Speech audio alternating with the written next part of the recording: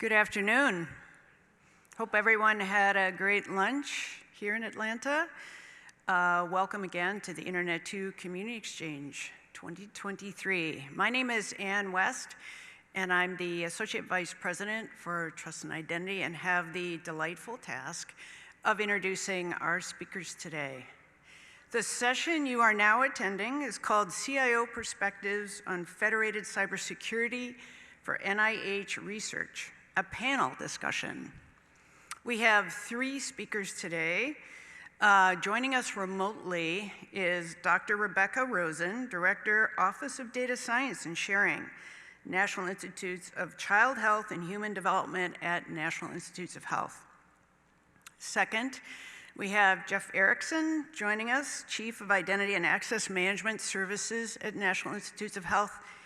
And finally, Michael Tartatovsky, CIO, National Institute of Allergy and Infectious Disease Research. These three folks will talk about federated access to NIH services and the work we've done together through In Common Federation. So, I think Rebecca is going to kick us off. All right. Thank you, Ann. Can you hear me okay? Yes. Okay, fantastic. Thank you very much for the nice introduction. I'm sorry that I'm remote, but it is a pleasure to speak on the panel with Jeff and Mike. So I'm going to kick off today's session talking about the NIH Researcher Auth Service. It's a central NIH authentication and authorization service. And today I'm going to focus on the why, the use cases that we are enabling both on science and security by standing up and operating this service. You heard who I am. This service is hosted in the CIT Identity Credential and Access Management Program, which is under Jeff Erickson, and also under Igor D'Souza, our CIT Director. And the NIH Researcher Auth Service is funded by our NIH Office of Business Strategy, our Director. Next slide, please.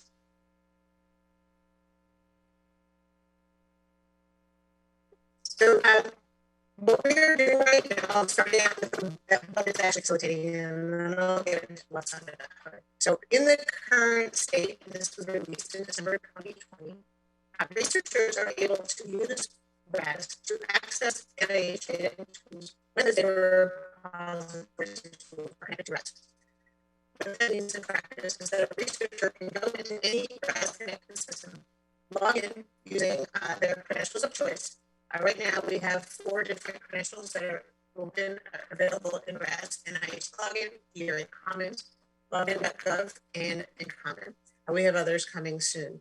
We also support multi-factor authentication, and once researchers log in once, my camera's not working. Okay, and once researchers log in once, they're able to take with them to other systems the tokens about who they are and what they're authorized to access. And so this makes things more efficient for them. Also simpler because they only have to remember the credentials of their home institution, and it's more secure in that we can enforce multi-factor authentication when researchers are accessing sensitive data sets in our NIH data repositories. Next slide, please. And what researchers are able to do with this is pretty impressive. So at this moment, using Researcher Auth Service and a number of other standards, including the FHIR standard and the Data Repository Server standard, which is published by the Global Alliance for Genomics and Health standards body, researchers can log in via RAS to Cavatica. It's a data analysis platform. It's NIH funded. It's sitting in Amazon. And a researcher who's authorized to access data sitting in other systems can call and pull those data sets into Cavatica for an analysis. And in this specific scientific use case, a researcher is logging into Cavatica, calling our database of genotypes and phenotypes, and pulling back 4,000 genomes from the Undiagnosed Diseases Network. They're also calling our Kids First data resource and pulling back over 24,000 genomes on childhood cancer patients, and pulling those massive genomic data sets into Cavatica for analysis with one login, and no data are downloaded from the cloud. This is a pretty amazing workflow that's made possible through the existence of standards and the NIH Researcher Auth Service. Next slide, please. We are also using Researcher Auth Service for researchers to access a new NIH-funded Cloud Lab sandbox. This is a place that NIH has stood up to support researchers to really get to know how to best use cloud services to set up tools and data management and analysis workflows. They will get full access to the Cloud Console, all of the various services in the council, and they'll also get access to tutorials to help them figure out how to use cloud-based analysis tools for their research. And you can see here, it's the same different identity providers that researchers can use to access Cloud Lab instead of having to remember specific credentials for a specific system. And so the next slide, please. So I showed all of the things we can do. This is the way it used to be. Before the NIH Researcher Auth Service, all of our data repositories and NIH-funded tools and platforms generally manage their own auth service or auth software. That meant you probably would need to remember credentials to log into every single one of these systems. And in practice, with even just that workflow that I described first, that Kids First and Undiagnosed Disease Network workflow, researchers would maybe need to log in 5 different times to search for data, to request access to data, and then search in another place and request access to those data, and then to go in and log into a compute service to bring the data in to do their research. So this is both inefficient and burdensome, but it is also less secure because of the need to move data around and to remember all of these credentials. Next slide, please. And so this is getting into what's under the hood. Since 2020, the Researcher Auth Service in CIT has been a central NIH identity and authorization broker in that we are pulling in identity information from our NIH Active Directory. And I won't read through every single attribute here, but you can see them yourselves. We're also pulling in attributes from ERA Commons profiles, from login.gov, and of course from InCommon. And we are aggregating the authorizations from the NIH dbGaP, the database of genotypes and phenotypes, access service. And what that is, it's a place that researchers can go to request access to controlled access clinical and genomics data that are hosted either in the dbGaP database or in a number of other NIH designated genomics data repositories that are hosted outside of the NIH. Researchers go in there and they request access, and now all of these permissions that are associated with the users are being centrally pushed out through RAS. We will in the future be taking in both new identity providers plus additional authorizations for controlled access data sets that are not currently hosted in dbGaP. Next slide, please. And this gets to the how it actually happens. So can you go back, please? So the way that RAS works is it really establishes a network of trust amongst the data repositories with which it's integrated. So if you can go back to the next slide, when a researcher comes in to a data repository that's connected to RAS, they log in and they get a token, and they bring that token to the data repository. It says who they are, and it says what data sets they're authorized to access. When that researcher decides, well, I want to analyze data sets from multiple repositories in one system, they can go to that system where they want to do the analysis, and that system can send a request to another data repository in the way through a RAS token. And the way it works, the trust that we've established is not by requiring interconnection security agreements between every single one of the NIH-funded data repositories. Rather, each of the data repositories has an ISA with RAS and is following the various security requirements laid out in that ISA. And then we have, by transitive nature, each of these data repositories has that level of trust in one another. And therefore, when data repository X sends on the behalf of Jane user to data repository Y a request to pull data sets into the tool, that repository Y recognizes, well, this data repository X is connected to RAS because it has a RAS token, and therefore I can trust it, and I can push this controlled access data to this tool in data repository X so Jane can get to work. And so this is, we're building out this network of trust amongst the data repositories through each of their individual relationships with NIH RAS. And this is the foundation for interoperability that I showed in the very first slide. Next slide, please. We have a number of data systems that are actively integrating with or already integrated with RAS. I'm bringing this out and laying it out by process just to explain the way in which we co-develop with our data repositories that make up our entire NIH data ecosystem. There are many different data repositories that host NIH data, and each one of them is working with the RAS team to design out and to implement a specific either authentication or authentication and authorization integration. And we have a standard operating procedure that takes them through the phased processes from just getting started all the way through to a production integration. And next slide, please. You can see here, I won't read every single one of the data systems on this slide, but you can really see the number of NIH institutes, centers, and offices that fund data repositories and or data systems and tools, and all of those tools and systems that are integrating with RAS. It's a very diverse number, and there are many of them. And so we have here the number of data repositories that are still talking to us. Some of these are actively planning. They're sending us the requirements. Next slide, please. And here are a number who are actively developing. So those who are in the design phase, we are co-solutioning their technical designs with each of these systems. And those, we have 2 systems right now that are actively in development, and the NIH RAS team is working with them to support all of their needs in our development environment. Next slide, please. We have 1 system that's about to get out the door. It's in testing. And you can see here, we have 11 systems that are live in production, and researchers can go into any of these systems and log in through RAS and get to work. And they can also have a single sign-on experience if they go into any of the other systems and bring with them their RAS tokens. Next slide, please. RAS is a constantly evolving project. We are always developing out new features until we get to operationalization mode in a couple of years. Our priorities are focused both on science, which I've discussed up until now, and I'll discuss a little bit more about security after this. On the science side, we are getting increasingly complex science and security requirements from our NIH data ecosystems. I say ecosystems because we do have ecosystems within the larger NIH data ecosystem. For example, we have 1 new emerging data ecosystem that's going to require us to figure out how to support single sign-on across 7 existing and 3 new data repositories. And we need to be able to convey non-genomics controlled access permissions. As I said, right now we convey only the dbGaP genomics controlled access permissions.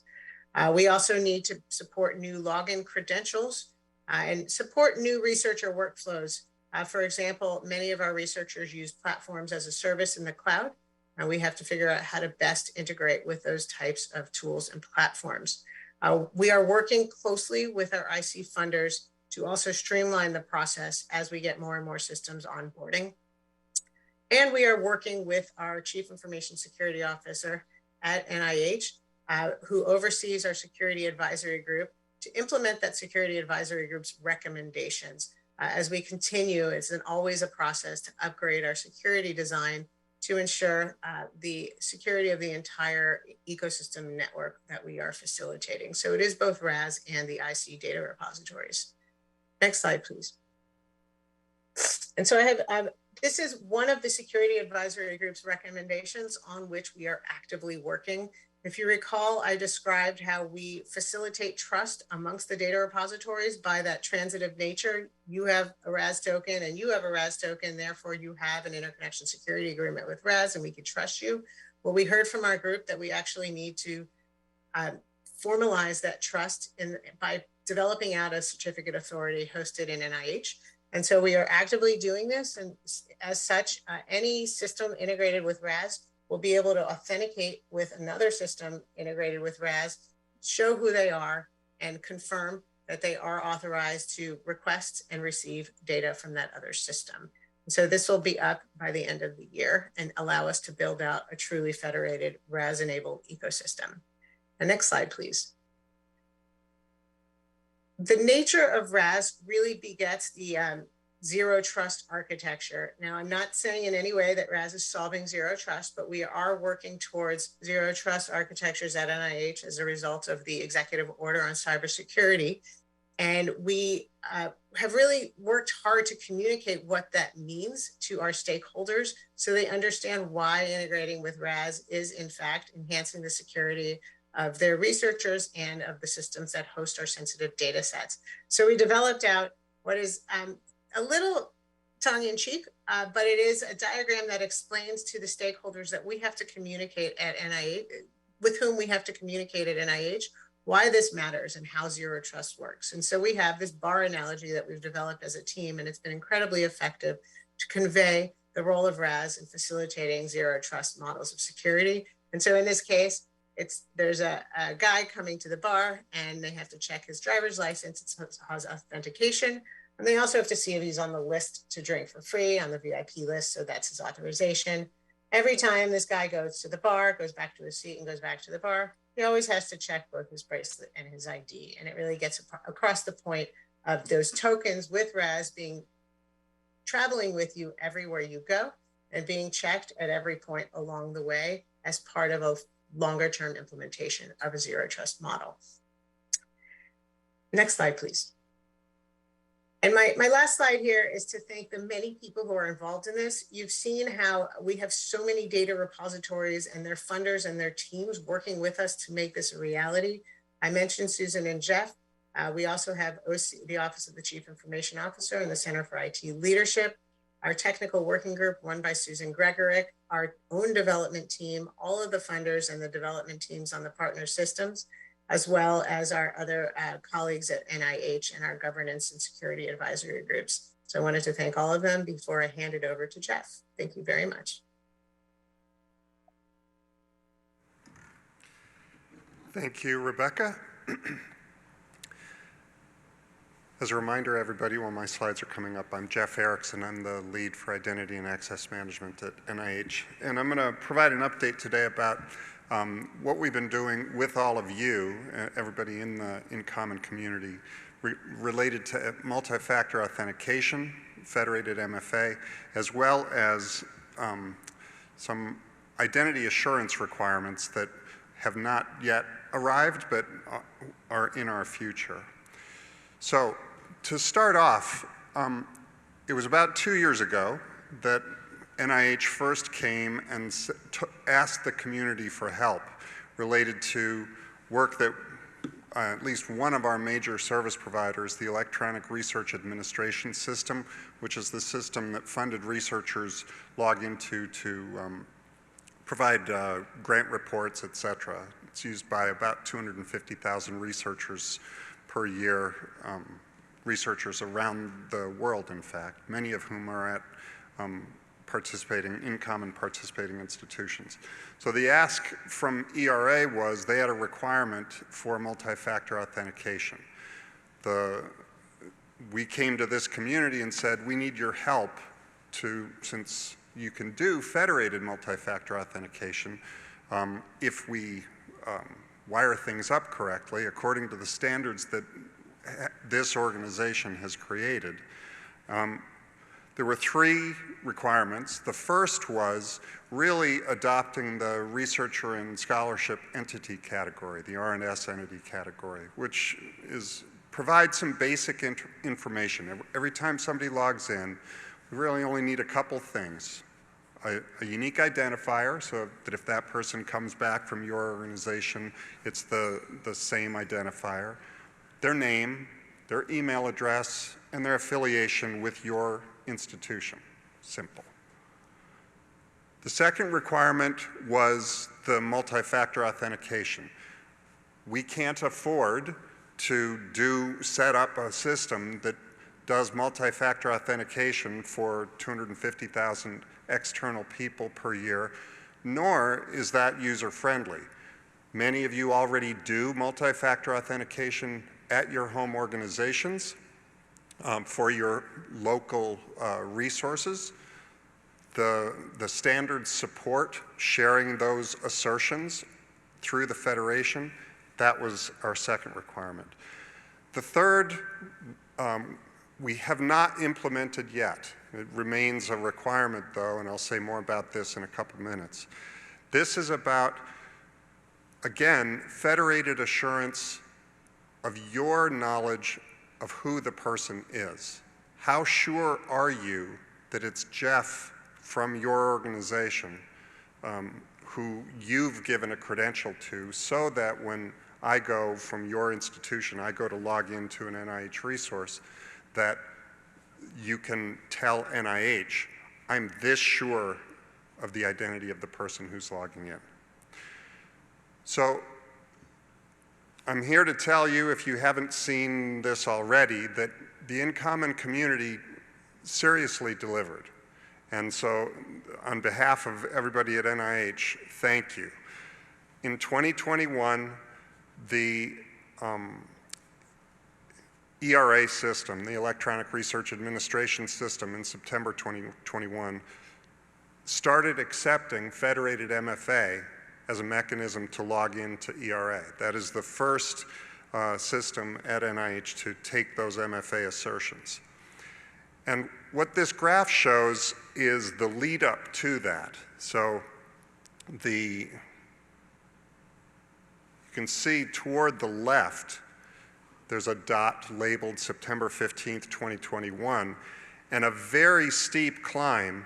What that represents is the number of institutions that were enabling or updating their systems to receive the signal that we were transmitting to them when somebody from their institution tried to log into a test site that we'd set up. So they go to try to log in, we send a signal saying, formatted in a particular way, we need these RNS assertions from you, and we need you to do MFA.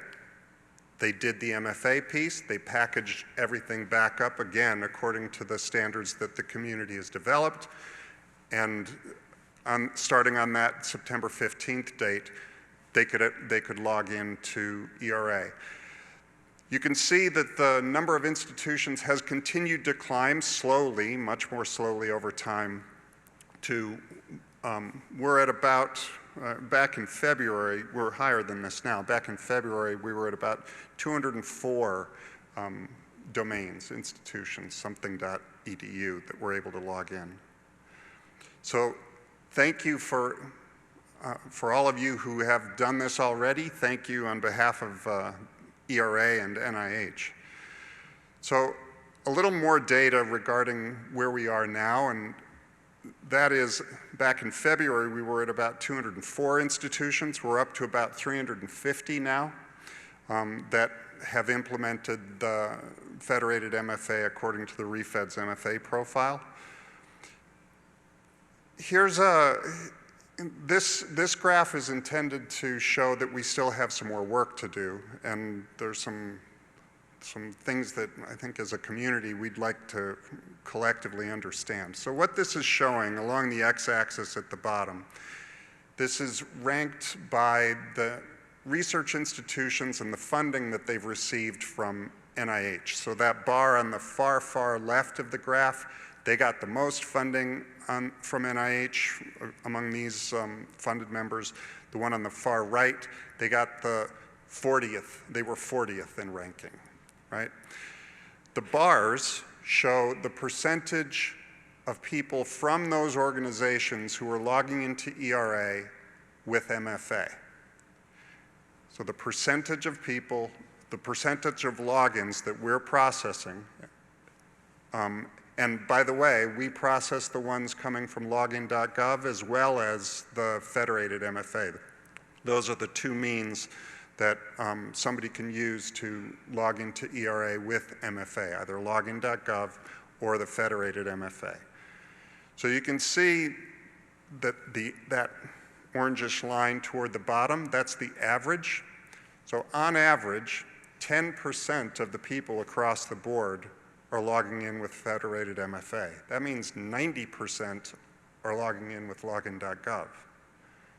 So that's not great for the investments that all of you made to answer the call that we put out there.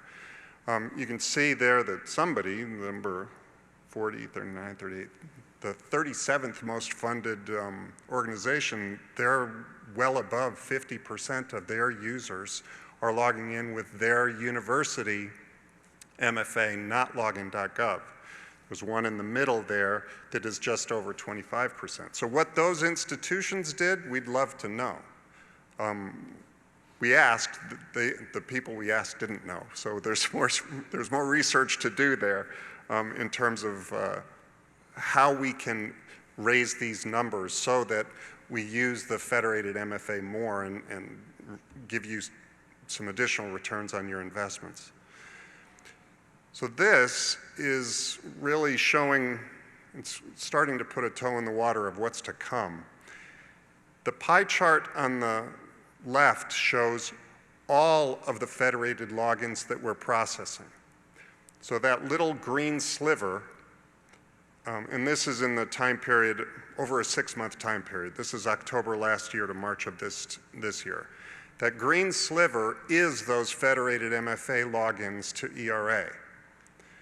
The rest of that pie chart is effectively single-factor logins from your IDPs, from your institutions, to a non-ERA resource.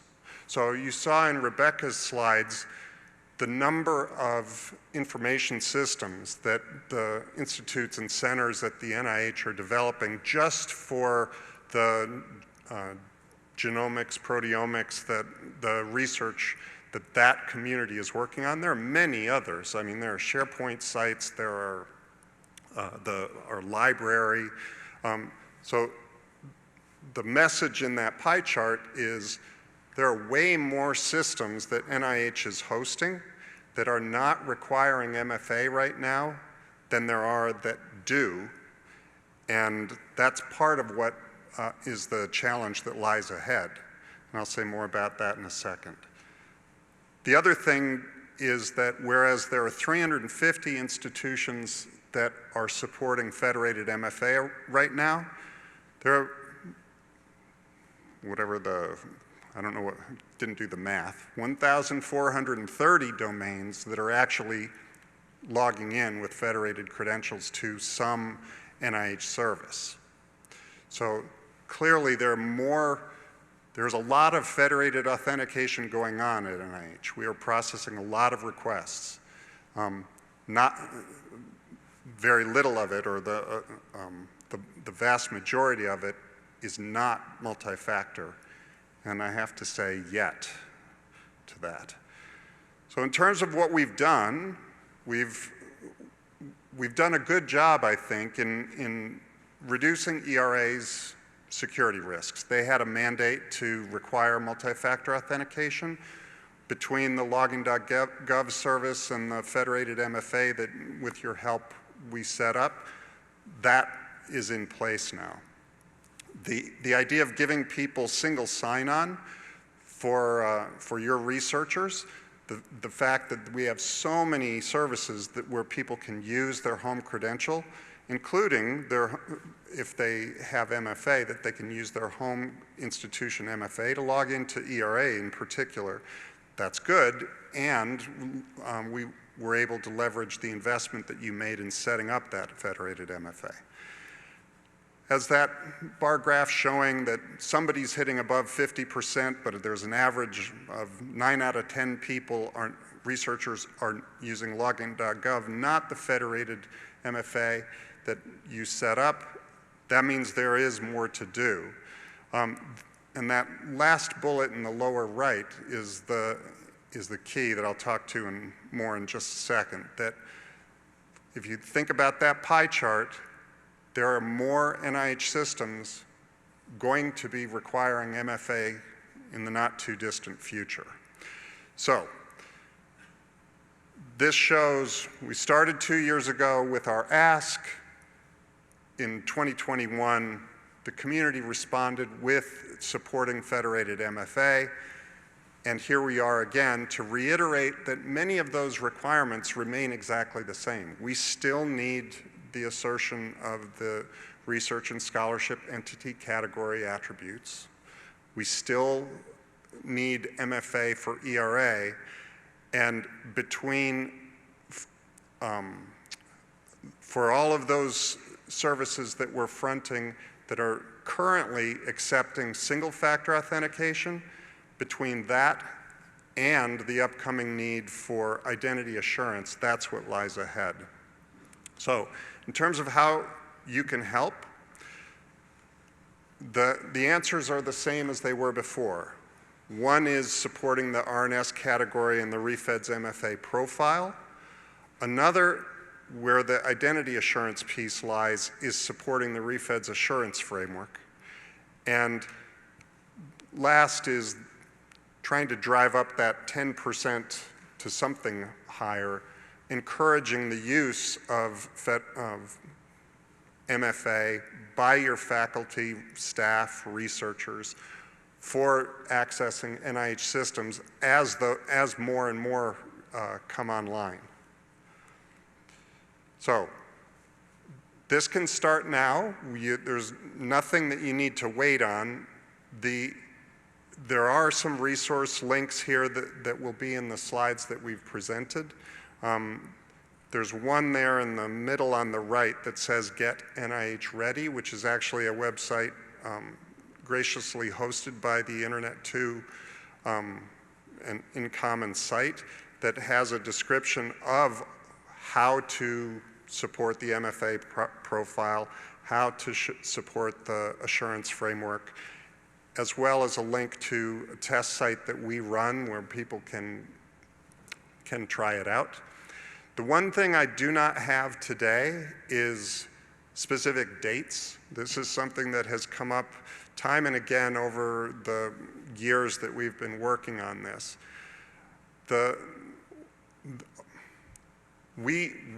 My team doesn't set the dates. Our customers do. Those service providers like the Researcher Auth service.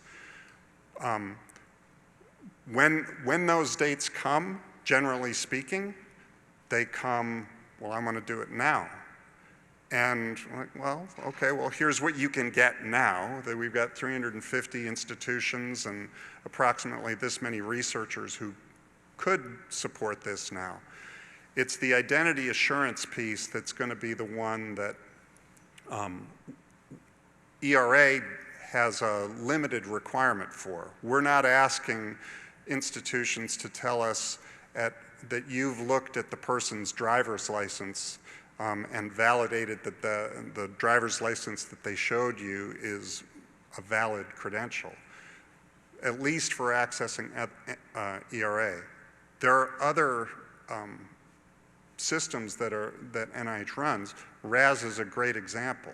When you think of controlled access data sets, they're controlled access for a reason. The human subject who signed the agreement saying, yes, you can use my genome for research, had some expectations for privacy, for data protection, et cetera. And so accessing those controlled access data sets is going to, when you look across all of the different rules that the federal government has published and that we are obliged to abide by, it'll say, well, just anonymous, MFA is not good enough. Anonymous identity that, take my word for it, yeah, I think I know who that is not good enough for accessing those sorts of systems. So that's really what lies ahead in terms of what we all need to do more to support the assertions of, you know who the people are at a greater level than what's being asserted today, which is I have an account for them. That's it. Mike. Thanks, Jeff. Good afternoon, everybody. I'm here to talk about maybe a little bit less exciting things than Rebecca and Jeff were talking about. I've been coming to different Internet 2 meetings for many years, and generally, all this, I don't know, half dozen of talks that I gave before were probably around the same topic. which I can summarize probably in one sentence.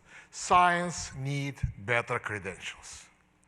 And that's what I've been talking about, and it was an exciting topic, and I'm very glad that Jeff was able, basically say thank you. And I want to extend my thanks to the community that message have been heard, and not only heard, but a lot of good action came from the community on that topic. However, today I would like to talk about a little bit different things. They all related to the identity management. They all related to the general topic of the better credentials in science. But I want to approach it from the little bit different angle today. So we still have this ongoing war in the cyberspace, and it's becoming more intense every day. The new tools in the artificial intelligence space is threatening what we know from the security perspective, how to respond. When we're talking about multi-factor authentication that we considered for many years a gold standard to trust, are no longer that bulletproof. Actually, this morning I was on one of the sessions here, and people were talking about that MFA is under attack these days. So what we can do in order to not only establish the trust we already established, okay? What can we do in order to verify our trust, okay, to each other in this new challenging world? NIH is a part of the huge community, okay? So we are not looking at us as separate out of 27,000 plus research organizations that we supporting, we servicing, we collaborating with. But this is a huge community. And when we look at this number of communities, we're always asking, okay, how the federation members can trust each other. And not just from the perspective, we are in the trust federation, so we basically agreed that we're going to trust each other, right? But the important part of trust is to verify that trust, especially when this number of identity providers and service providers is in the thousands right now. For many years, when you had some kind of trusted relationship, people were trying to do the audit of each other, audit those trusts, and rely on those audits. But in this global environment, the standard audit frameworks do not scale well. Again, we perhaps can talk about scaling to a certain degree in the United States, but once we're getting into the international communities, that not necessarily is an option here. So what can we do? So one of the things, and I will be talking a little bit more in greater details on the next few slides, is can we establish some kind of the tabletop exercises, kind of, what coming from the war gaming, okay, to develop some new ideas, to trust our security responses, and make sure that if we are facing a big security incident, we know how to respond to this, how we can deal with this. So one of the things that is what we're suggesting is to build this trust through the exercises and create this culture for the multilateral collaboration, okay? Create a multilateral incident response team, develop a shared understanding of our incident response processes in our institution, and try to build on that through establishing a culture of learning and improvement. So from that perspective, we internally in NIH try to test that approach first, okay? And I'm not going to go in the details of that, but once we start doing this and try to do it in association with the In Common, the exercise that happened in 2022 revealed some interesting findings. Some of the security contact information was out of date. There was was uneven ability to validate security contacts in the metadata. Security teams and the identity and access management teams were not always integrated. In some cases, the IAM teams and security teams were not even aware that they are using the federated credentials here. Many of them were not aware of the certified procedures in the federation context. But what was really not a great outcome of this, only 10 organizations showed up for that exercise. And only 4 of them actually have a football team, okay? That's, yeah. So we tried to use, artificial intelligence here to create an image of Dr. Fauci as a quarterback, but we decided not to do that, okay, here. But look at this from that perspective, okay? The trust through the exercise is perhaps the best way that we can continue to establish and continue to trust our federation in these challenging security times. So where was everyone? So empty seats on the stadiums don't work well. So again, my challenge and ask for you is perhaps to look at the upcoming 2023 event, and maybe we will be able to have a larger participation. Okay, so in summary, science still needs better credentials, but we need those credentials are not longer just enough to participate in the federation. We need you to participate in the incident response exercises. In Common is planning the 2023 events, so please look for the call to participate this summer, and the exercise will be in November, okay? And on that note, I will stop here, and I would like to thank the organizations that participated in those tabletop exercise in 2022, people who planned that event in 2022, as well as a core team, and the names are there. So, and I hope that the community will respond to this the same way as community respond to our calls for the multi-factor authentication. But again, now we need to do more from the perspective of aligning our security response to the potential security incident. Thank you, and we will be happy to answer your questions.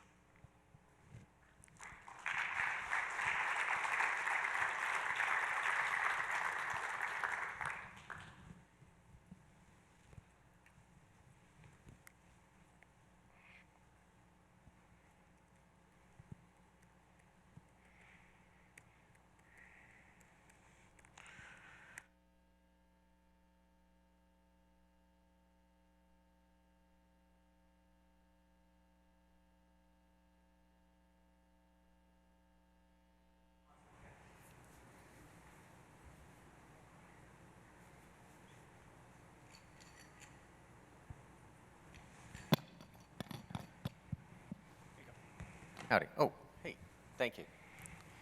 Well, you guys know who I am. I'm Kevin with Internet 2.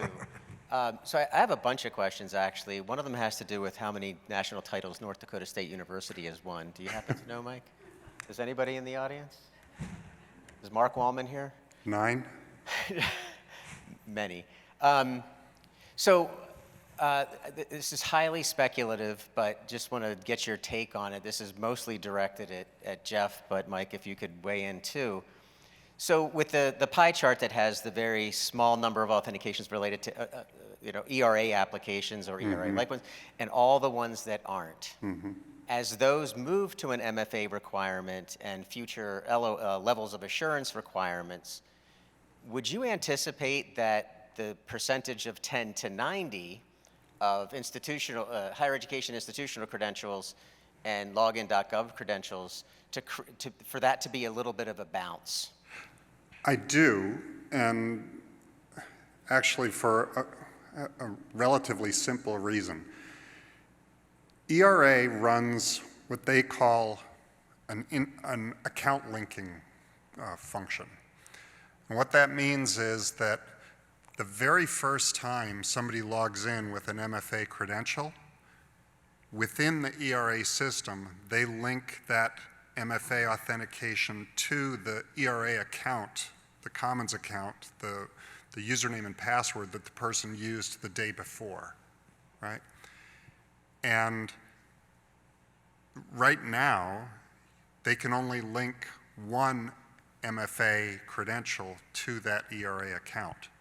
So if I log in, I'm going to do this from today forward. If I log in today, it's Tuesday, with my ERA credential, tomorrow I log in with a login.gov credential, I'll be prompted, well, show that you own this ERA credential, and I'll tie the two together. They're done. From that point on, I can't use for ERA specifically, I can't use the username and password anymore. I must do MFA, and even if my institution supports Federated MFA, and I use Federated MFA to try to log into ERA, it'll say, no, I need that login.gov credential. So that is a capability that exists within ERA and only ERA. So for all of those other services that are out there, they don't run anything like that. And the implication being that the people who use Federated MFA to go to this SharePoint site can use that Federated MFA to go to some other research system, can use it for RAS, et cetera. And they can mix and match. And part of the thing that we're trying to promote is something, let's call it the usability factor. What is convenient to the person? What is preferable to them? So when I flew down here yesterday, I could have shown my passport to the TSA agent. I could have shown my driver's license. It was my choice. They both, I couldn't have shown my library card. That doesn't meet the standards for does somebody know who I am. But it was up to me which one I wanted to present. That's, I would say, where we're trying to get that, and we are working with ERA to, I won't say roll back, but if you will, pull back that identity linking functionality so that somebody could, from one day they could use login.gov to log into ERA, the next day they could use their Federated MFA, use that for a week, and then, oh shoot, yeah, I got a new phone and I forgot to update my college MFA, so I can go back to the login.gov, assuming I set that up on my new phone. So that idea of offering choice to people is part of where we're trying to get, and not dictate you must use login.gov or you must use Federated MFA anytime, all the time. It's really up to the individual. So for all of those services that are in that gray part of that pie chart, the non-ERA ones, I think you'll see much more much more many more options for people to pick and choose what they might want to use to log in, simply because those systems don't have the same sort of, once you've logged in with one MFA, that's the one that you have to use from there on out. I'm going to ask one more, but I have 7 more. So this is your warning for other questions. So a question for Mike. So for the Certify exercise, the first one of its ilk that was done, there were 10 organizations, 4 universities. And yeah, we're going to do another one. Is success for that one in terms of participation in order of magnitude more, or is it many factors more? How intensely do you want us to try to recruit participants in this? It's hard to answer. You might, It's really hard to answer. Again, quality versus quantity, all this being a big question here. But I would say that initially, I would like to see a quantity of participants here. So we can start finding out the frameworks for the future exercise, if you want, okay? Readjust the scenarios that we're running, It's all about security response. Okay, so those who have some military background, they understand the importance of planning and exercising. Even the famous phrase is that all battle plans go to hell with the moment the first bullet is fired. So.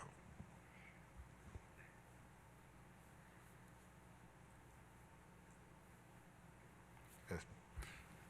I think the microphone's in the chair in the front row here. It's very difficult for us to see hands in the audience with all these lights in our glass.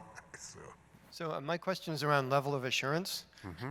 And if our researchers have the ability to use login.gov and somehow elevate their level of assurance to the required method, I don't know if I have an incentive to build that locally. I'm not sure why else I need that if it's not required by you all. So does that pathway exist, and what does that look like? So not yet. I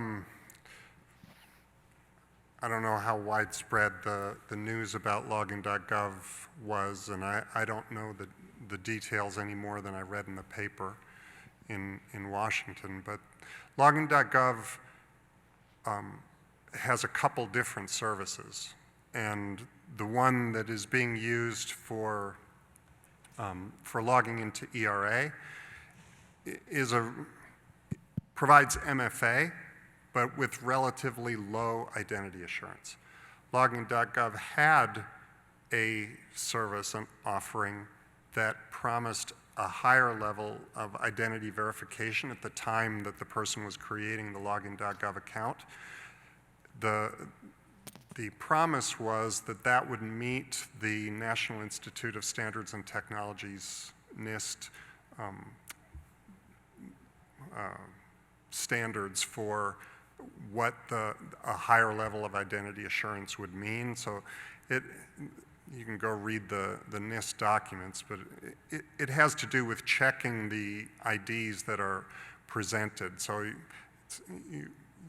there are other services that do something similar. I think Clear does something like this, where you have to take a picture of the ID, and there's a camera that you've got to enable in their app where it's doing facial recognition on your app. So there are things like that the login.gov service was trying to do. It didn't work very well, and so GSA retracted that as a service, and they have been busily working, I will say, I've heard in GSA to try and fix the issues that they were experiencing. So be on the lookout for login.gov to announce that they're going to have another offering that meets those moderate identity assurance standards and works. So that's coming. When we get to a point where we get a system that says, I have these higher level requirements where I need an identity assurance assertion and I need a multi-factor authentication assurance, if login.gov offers that as a service, then we'll take it. We've recently integrated with a commercial provider, ID.me, who have a similar sort of offering that they got in trouble with Congress over something they were doing for the IRS, but I think a different variation on a theme of a problem. But that would be another credential service provider. What we look at is that we're part of, like Mike said, we're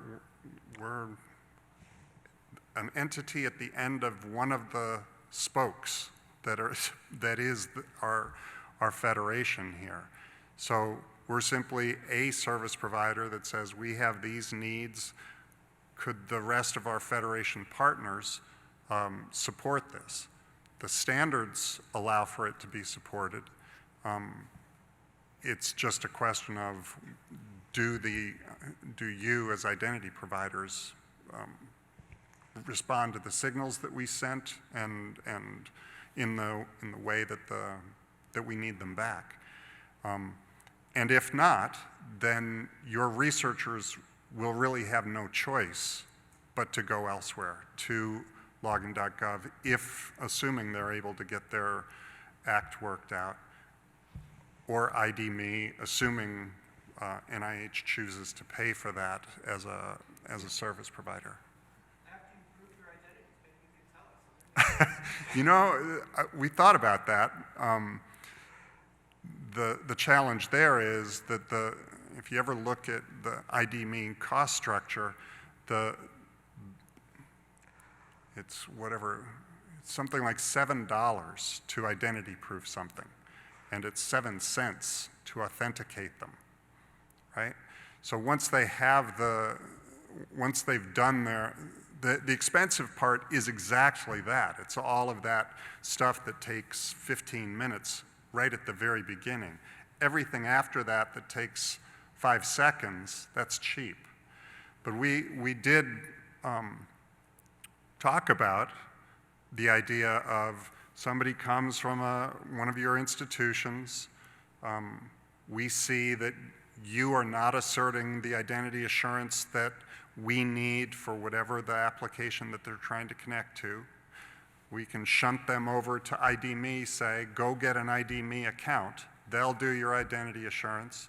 And now when they come back from ID.me, we just turn around and tell you, hey, we just paid $7 for ID.me to identity proof your user, record it in your directory so that the next time you do MFA for the person, you can assert an identity assurance.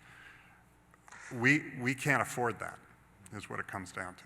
Yeah, I would add to this that ID.me was always thought to be an IDP of the last resort. Right. So what we would like to see is a community doing their own identity assurance and somehow sending that level of identity assurance to us as a metadata within the two-factor authentication. So that's the ideal outcome.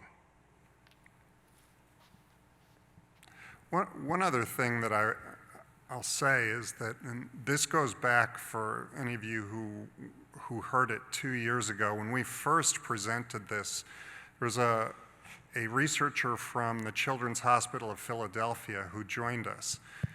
And one of the points that he made stuck with me, that is that part of what you're achieving when you set up the Federated MFA is not just meeting some requirements that NIH has put out there for you. What you're doing is facilitating research and the collaboration that goes on among all of you.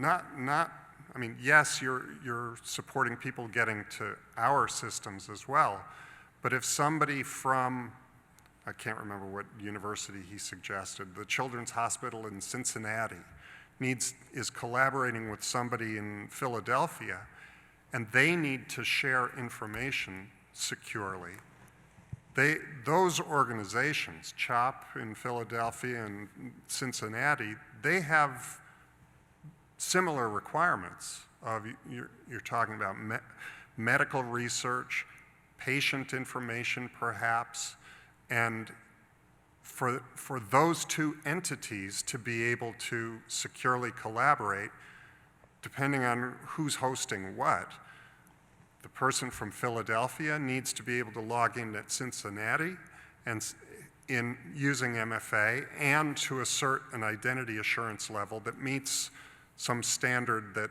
has been set for their collaboration, and vice versa, the person from Cincinnati going to Philadelphia.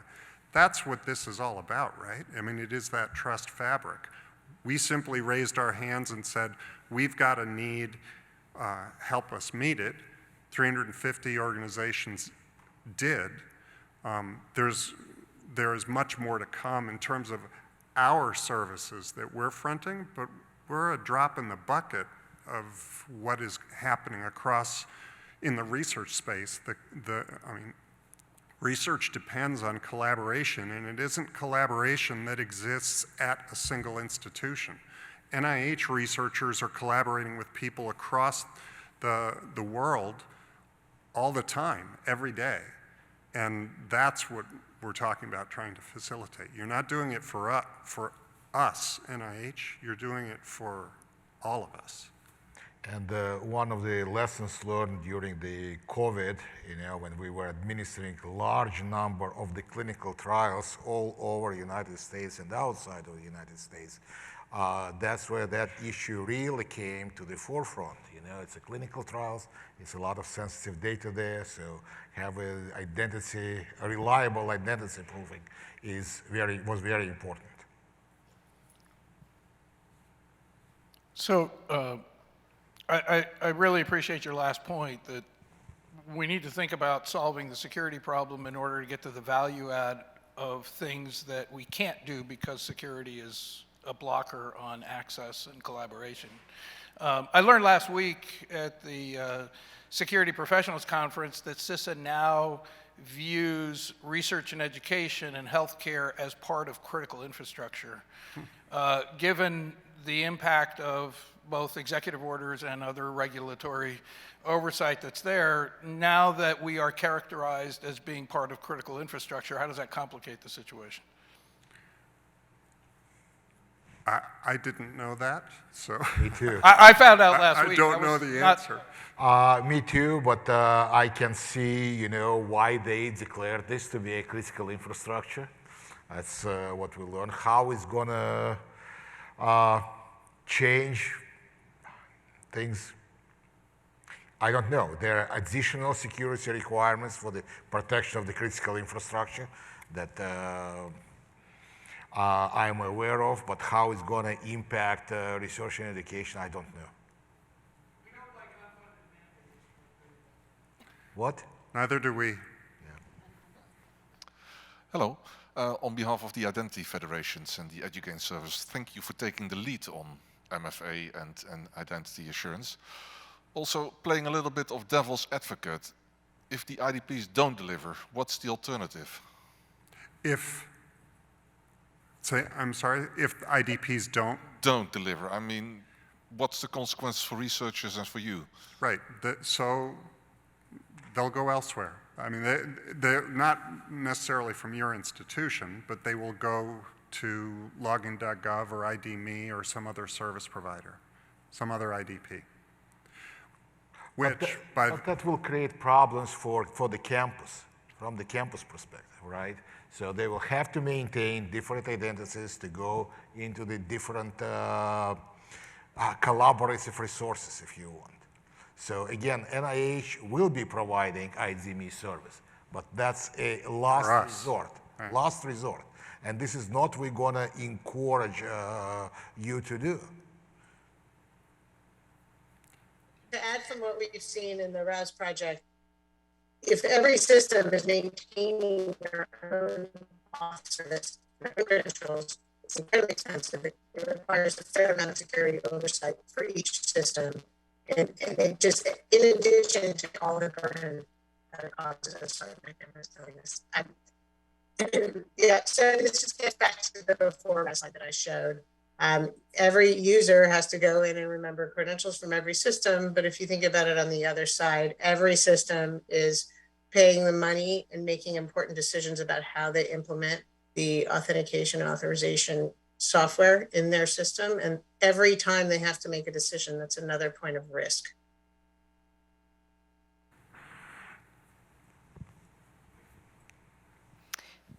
So last time I checked, National Institutes of Health was a federal agency, and federal agencies definitely or traditionally have to deal with and support NIST standards, and yet you are pointing to the International Federation and Education standards that InCommon and other federations like SURF or federation providers like SURF in the Netherlands have to support. Can you tell us how that reconciles, how you can use a federal, or rather, research and education federation standards to address NIST-related requirements? So I don't know all the details of this, but from the REFED's assurance framework, especially the piece that relates to the identity assurance, as I understand it, there's been a working group that has been discussing the 1.0 version of the RAF profile, that framework, V1, and that there's a V2 that the working group is proposing to release for comment sometime this summer. So I encourage everybody to look at what that says. It is, again, by my understanding, I'm not on that working group, my understanding is that it is an attempt to try and somewhat equate. There isn't a one-for-one mapping among all of these different standards, that if somebody says, well, I want IAP high, I think is what's in the REFED's Assurance Framework version 1, and what does that mean? And how does that match the NIST Identity Assurance Level 2? And by the way, the special publication 863, which outlines all of the standards that we're, as a federal agency, obliged to, we're tested against in our security audits, that is undergoing a revision as we speak. There's the official version, version 3 was released in 2017, so version 4 draft comment period just ended. And there are some not insignificant changes in the newer version that we in the federal agencies are going to have to get our heads around, but it also, I think, is indicative of how and why this is tricky, right? Because different organizations define different standards for this is what it means to have, I'll just call it moderate identity assurance. This is what it means to have high identity assurance. And that how one standards body defines their moderate and high is different than how another standards body. And I think that's where this working group is attempting to come up with, if you will, a lowest common denominator for if you can do this, then you can assert IAP medium, or if you do this other thing, you can assert IAP high, and based on their digging into the minutia of the various standards, they've asserted for us to conclude, yeah, IAP high matches IAL2, and therefore when we, NIH, say I need an identity assurance that meets, is at this moderate level, that the federated assurance of IAP High will meet that standard, and the door's open, come on in. Did that? So we've been mapping basically NIST 863 standards to REFED's. Yeah, we didn't. Right. So I think that's what this working group has been trying to Right. do, Right. Right. But do you want to talk about the comments that we sent to NIST for the No. new revision? No? I think Ann has a follow-up. Actually, I don't have a follow-up. Actually, I do have a follow-up. So one of the thoughts I had too is your comment earlier. I think we all understand that Mike works for at an institute that has international implications in infectious disease research. And then Jeff has to, from the central NIH side of things, support that. And so NIH is it's a federal agency that has very direct international connections. And so part of the supporting of the International Federation standards allows them to engage folks in other countries. And I think that's a really significant piece that is really outside of the NIST scope. So and I'm looking to you, and you're nodding, so that's really great. Yes, thank you. You're agreeing with that.